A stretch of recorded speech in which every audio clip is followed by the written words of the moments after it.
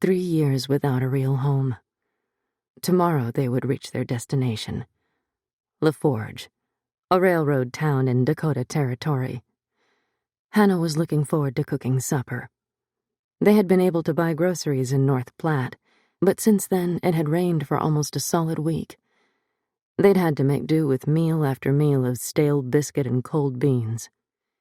She had put dried codfish to soak the night before. Soup, she thought, with onions and potatoes. Papa returned with the horses and a bucket of water. He fastened the horses to their picket lines, then left again to gather some brushwood. "I'm going to make soup," she told him when he returned to start the fire. "About time we had a hot meal," he said. Hanna bristled at the note of petulance in his voice. The dreary weather of the past week was hardly her fault. But she said nothing, not wanting to start a row. "Sky's clearing," he said. "Maybe it'll be easier to scare up a rabbit or something." He went off with his gun on his arm, his long-legged strides covering ground quickly. Hanna watched him until he vanished behind a low rise. The endless prairie looked flat at first glance, but the land was never completely level. Rain had rinsed the gray and beige plains, leaving behind a translucence of green that was growing denser every day. She went into the wagon and opened her trunk. She took out a piece of plain brown wrapping paper, a pencil, a rubber eraser, and a well-worn magazine. The paper had been folded accordion style several times and folded across twice. Opened out, the creases formed rectangles about 2 inches wide and 3 inches tall, 3 dozen of them.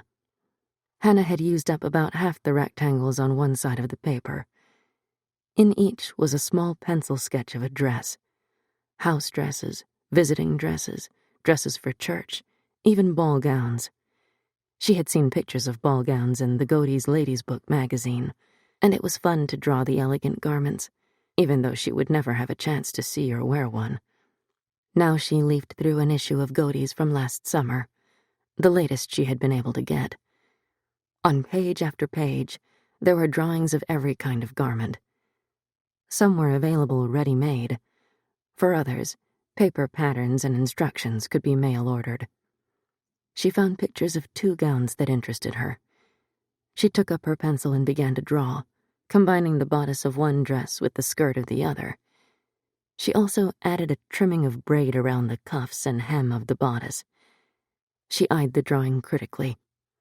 Something wasn't quite right. The skirt was too full for the length of the bodice. She erased the skirt and drew it again, this time with a slimmer profile. Yes. Better. For the past 3 years, Hanna had done all the family sewing. Papa bought his coats and jackets. She made his trousers, overalls, shirts, drawers, and nightshirts, as well as her own dresses and undergarments.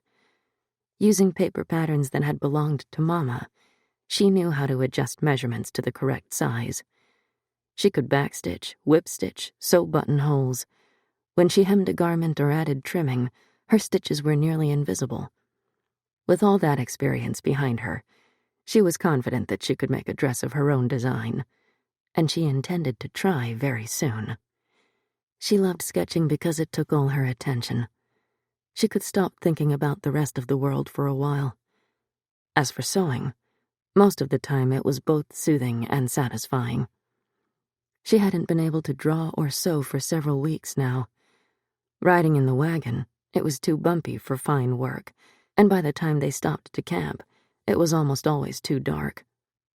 Before long, she had to put away her drawing things to cook supper. She lifted the 3-legged cast-iron spider from its hook on one of the wagon bows. It was deep enough to make soup for 2 people.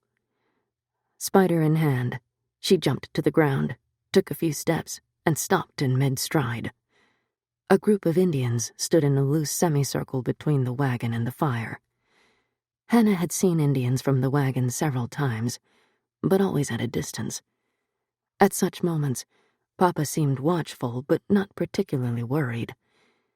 He told her that the government had forced the Indians in this region, most of them members of the Sioux tribe, off the wide-open prairie and onto tracts of land reserved for them. They were not allowed to leave that land without special permission from the reservation's Indian agent. Hanna looked over the group quickly. 3 women, the eldest with gray-streaked hair, a girl a few years younger than Hanna, and 2 little girls. The women were wearing faded blankets or shawls. They carried cloth sacks or bundles. One had a baby tied to her back. Mothers and daughters. Hanna thought at once of Mama. What would she say or do if she were here? "Hello," she said. "I was just going to make soup. Would you like some?"